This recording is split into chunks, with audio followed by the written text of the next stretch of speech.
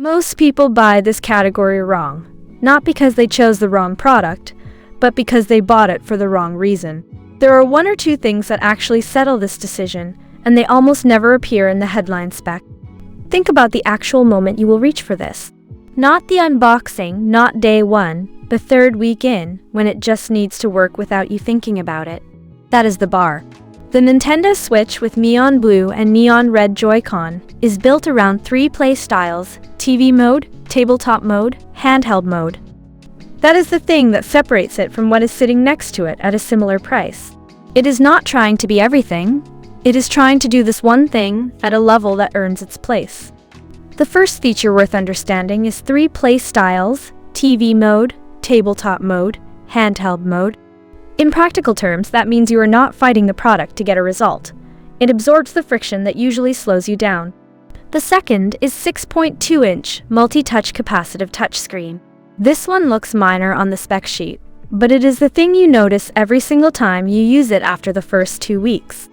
And the third is 4.5 to 9+ hours of battery life will vary depending on software usage conditions, which is more useful than it sounds until you actually need it. Together, those three things explain why this one has the reputation it does, and why it keeps showing up in comparison lists 2 years after launch. What the listing will not tell you is that model number HAC ONI-1. That is the thing buyers consistently flag after extended use. And it is actually more useful in practice than the spec alone suggests.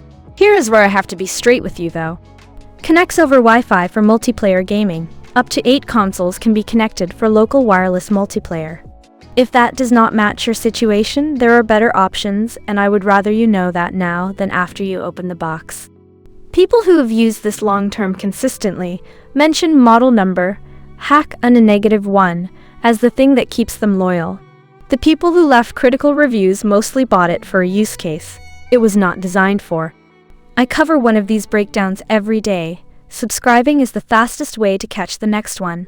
On price, Amazon moves this around more than you would expect, so what I can say is that for what you are getting, the value holds up compared to the alternatives I looked at.